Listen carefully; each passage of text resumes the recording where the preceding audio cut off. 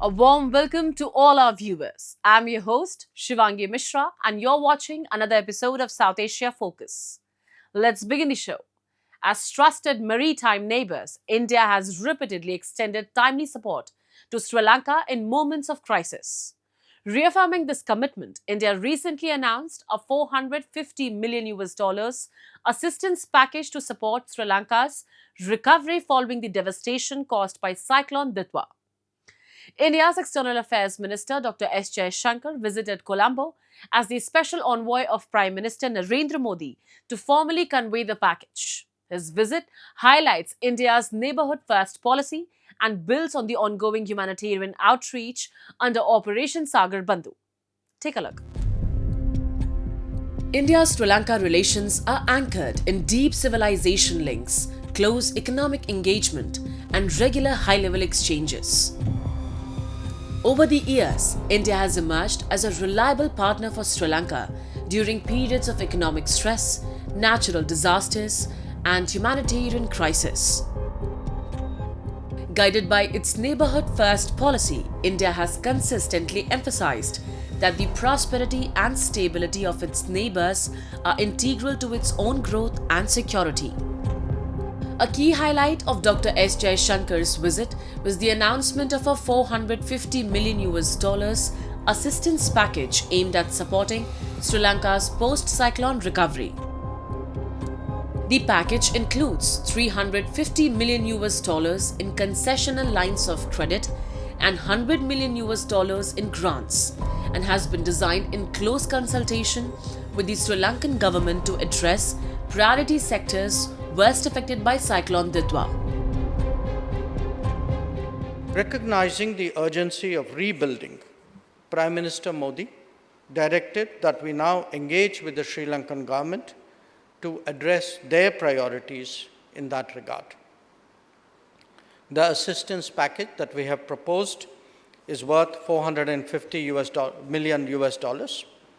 It will include US dollars 350 million in concessional lines of credit and US dollars 100 million of grants. This package is being finalized in close consultation with the government of Sri Lanka.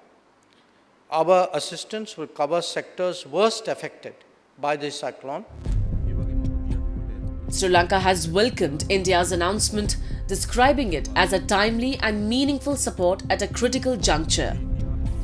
The Sri Lankan leadership said the assistance would significantly aid recovery and rebuilding efforts in areas affected by the cyclone.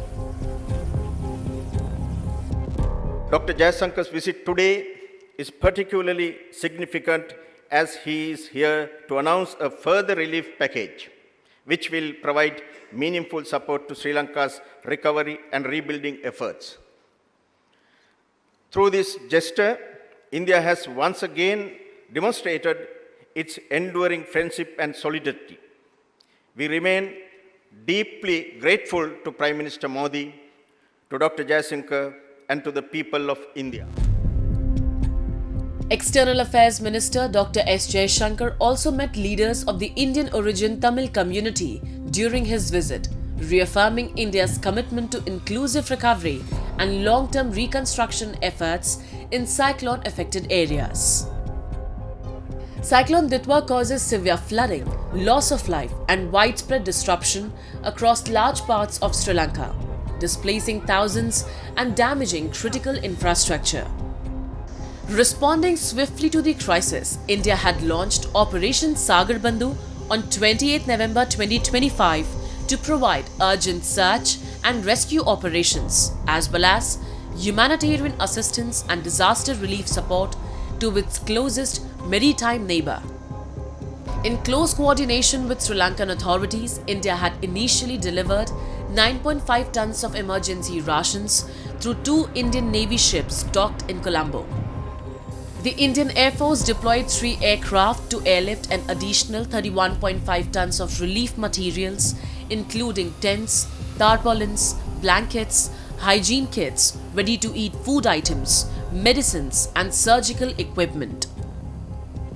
India also dispatched 2 Bhishma medical cubes along with a 5-member medical team for on-site training and an 80-member urban search and rescue team from the National Disaster Response Force to assist local agencies in rescue and relief operations. With humanitarian aid and financial assistance moving in parallel, India's swift and comprehensive response underlines its role as a fast responder in the Indian Ocean region and a steadfast partner in Sri Lanka's recovery, strengthening a friendship that continues to endure in times of challenge. Bangladesh is witnessing renewed political momentum as tensions rise ahead of a crucial phase in national politics.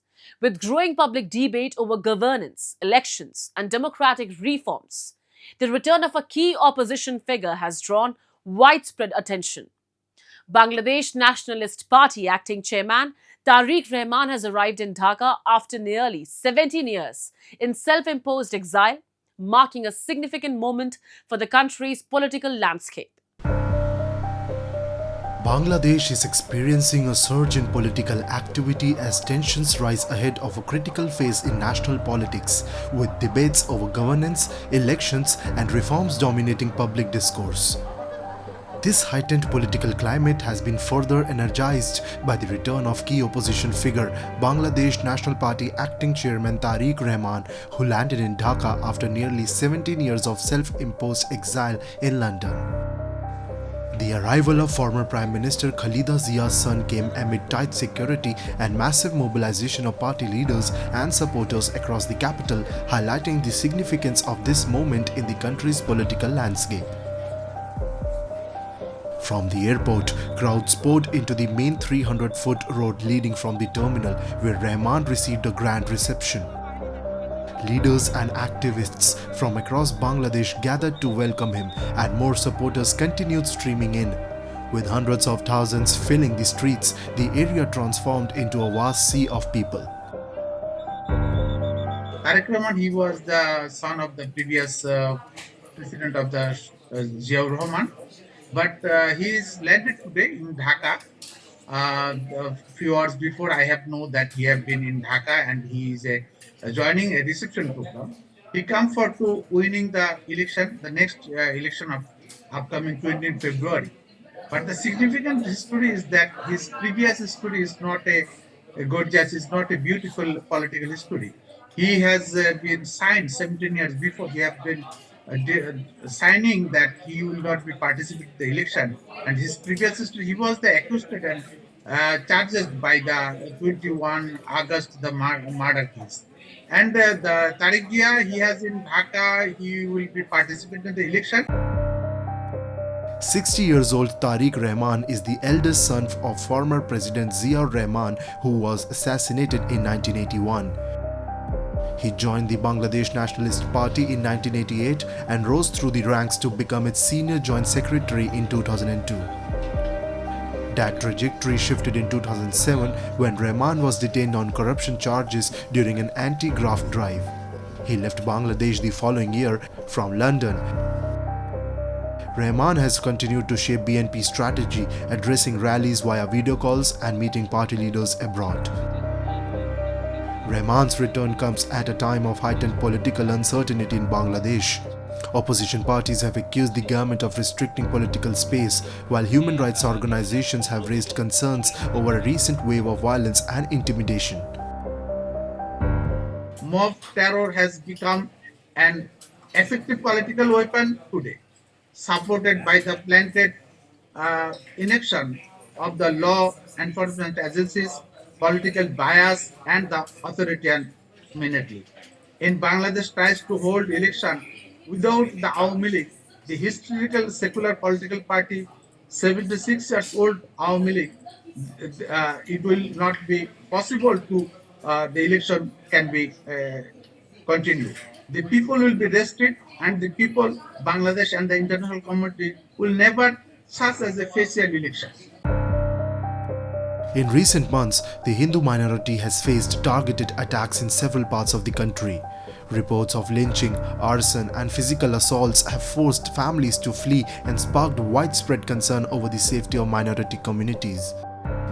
At the same time, observers note that while the BNP positions itself as a major opposition force, it has faced criticism for past rhetoric and actions that have deepened political and religious divisions.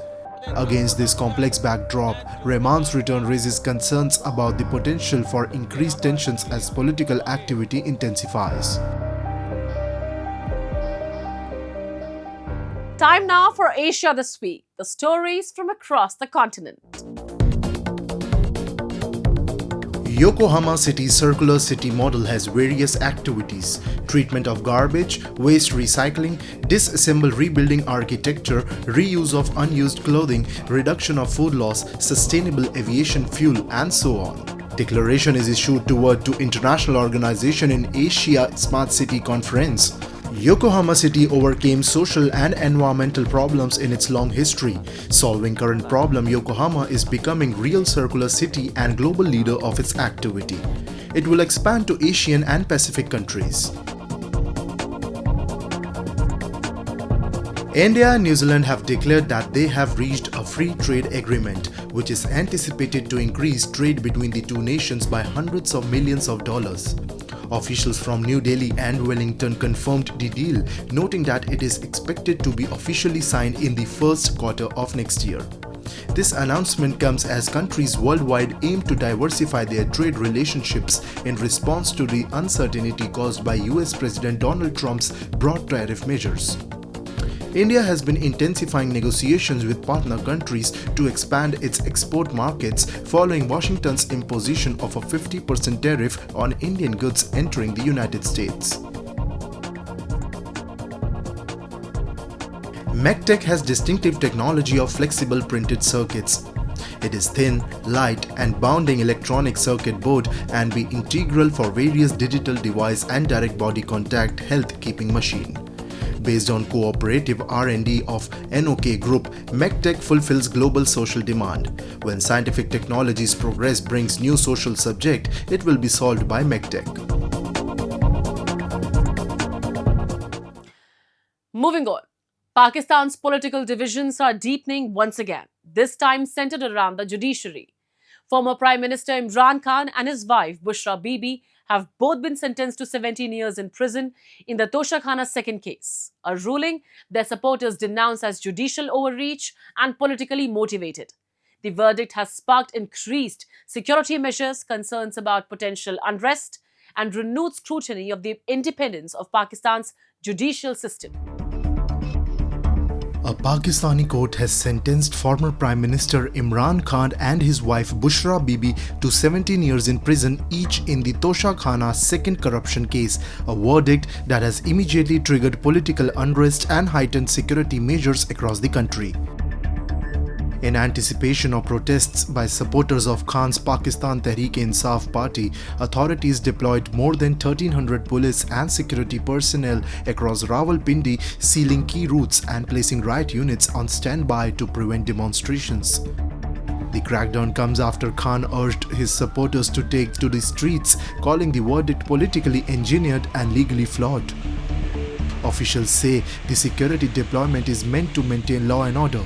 Critics argue it reflects Islamabad's growing reliance on force rather than legitimacy, a pattern that has become routine since Khan's removal from office in 2022. The latest conviction stems from the so-called Toshakhana second case, involving allegations that luxury state gifts received during Khan's tenure were deliberately undervalued and purchased at throwaway prices. The case centers on a high-end jewelry set reportedly gifted to Bushra Bibi during a 2021 visit by Saudi Crown Prince Mohammed bin Salman. Pakistan's Toshakhana rules allow officials to retain state gifts only after paying their assessed value to the exchequer. Khan's lawyers say the valuation process itself is disputed and that similar practices by past leaders were ignored without consequence.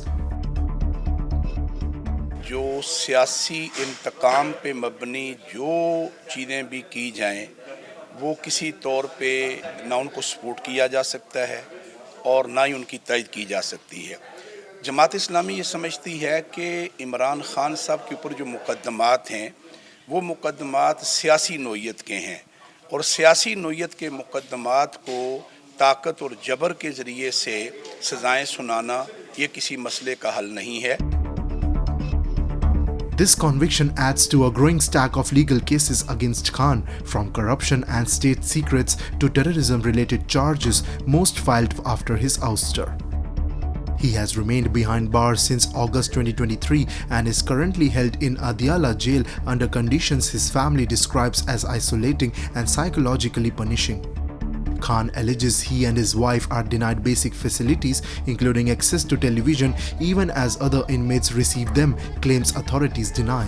Rights groups say the restrictions reflect selective punishment rather than standard prison procedure. Across Pakistan, the verdict has triggered a wave of anger among ordinary citizens, many of whom say the Toshakhana case reflects selective justice rather than accountability.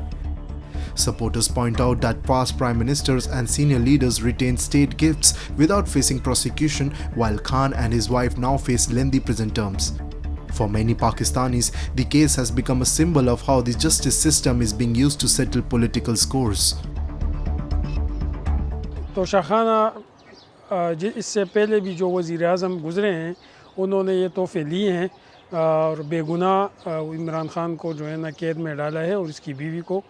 हुकूमत से हमारी दरख्वास्त है कि अवामी leader है और उसके साथ ये जुल्म ना करे और उनको जो है ना बल्कि सुप्रीम कोर्ट से हमारी दरख्वास्त है कि इस केस को हल करे और इमरान ख़ान को रिलीज़ करे और उसको इंसाफ फराहम करे। Experts point out that earlier Toshakhana convictions against Khan were suspended on appeal, fueling expectations that higher courts may again overturn the verdict. But critics warn that prolonged legal battles serve a political purpose, keeping Pakistan's most popular opposition leader locked away as the country edges towards instability. As Pakistan grapples with economic distress, democratic backsliding and rising public discontent, the jailing of Imran Khan and Bushra Bibi has become more than a corruption case. It is now a symbol of a state where courts, coercion and control increasingly replace consent, and where political dissent is met not with debate but with prison walls. In rural India, homes were once built from mud and straw structures that reflected a simple life in harmony with nature. They were eco-friendly, sustainable and perfectly adapted to the climate. But with modernization, these traditional homes gradually gave way to concrete and steel. Today, we take you to a unique village in Rajasthan, where people still live in beautifully crafted mud houses, proudly preserving their heritage and a way of life rooted in simplicity and respect for nature. Nestled quietly in the laps of the Aravalis, Devmali is a village where tradition isn't just remembered, it's lived every single day. Simplicity, devotion and warmth shape its very soul. Its history runs as deep as the earth it stands on. Believed to be the sacred land where Lord Devnarayan incarnated, every inch of Devmali is registered not under individuals but in the name of the deity himself. To honor this sanctified ground, the villagers adopted the tradition of living in mud houses centuries ago, a practice they have preserved with pride and reverence. इसमें देवनारायण उतार लिया था बालासर से। हाँ, यहाँ पर पूरी भारत में कहीं मंदिर बना हुआ नहीं है। हमारे यहाँ पर देवमाली गांव में पधारिया भगवान, तो यहाँ के आके पत्थर झुक गया नीचे, भगवान को निर्माण किया। जो भगवान विष्णु का अवतार देवनारायण भगवान जब यहाँ आए थे तो हमारे दादाजी श्री नादाजी लावड़ा से बात हुई थी कि आप पक्के में रह जाओ, मुझे कच्चे में रख दो। तो हमारे नादाजी पुजारी थे भगवान के, तो उन्होंने बोला हम आपकी बराबरी में नहीं रहेंगे, हम नीचे रहेंगे। तो हमने कच्चा चुना, उनके निर्माण पक्का चालू कराया। The mud houses of Devmali, crafted from clay and natural materials, are living works of art. Nearly 400 Gujjar families living in these traditional homes, structures built from earth, bamboo and stone that stay cool in summer, warm in winter and perfectly in tune with nature. Every wall and courtyard carries the color of local soil and the charm of age-old craftsmanship. One of the village's most striking traditions is that most houses have no locks. Villagers say trust is the greatest guard. Hospitality is a way of life here, and the spirit of Atithi Devo Bhava, meaning the guest is God, flows effortlessly through Devmali. Rajasthan's vibrant culture shines through the village, from the simple yet dignified attire to the folk songs that echo across courtyards. People travel from faraway places to experience this warmth and purity.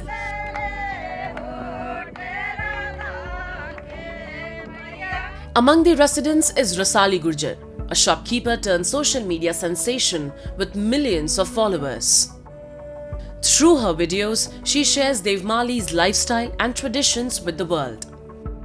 Her beautifully decorated mud home, enhanced with modern comforts, has become a major attraction for visitors from across India and abroad. भगवान से जो वचनबद्ध हुए थे वो आज भी हमारी परंपरा हमने बना ली है और आगे भी हम इस परंपरा के अनुसार हम लोग चलेंगे। हमारे गांव की सारी ज़मीनें भी भगवान देवनारायण के नाम हैं और आज भी कच्चे घरों में रह रहे हैं और हमारी वेशभूषा माथे के ऊपर सापा पगड़ी और धोती कुर्ता ये हमारा पहनावा है।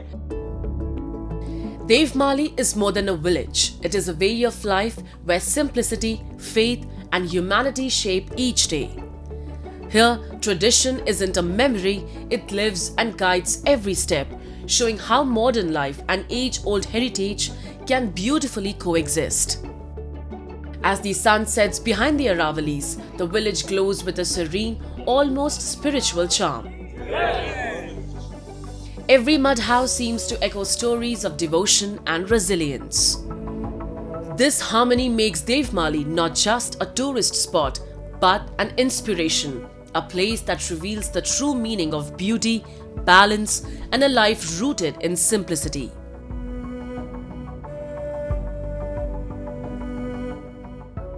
The Heritage Village in Rajasthan offers not only eco-friendly homes, but also teaches us how to preserve our tradition.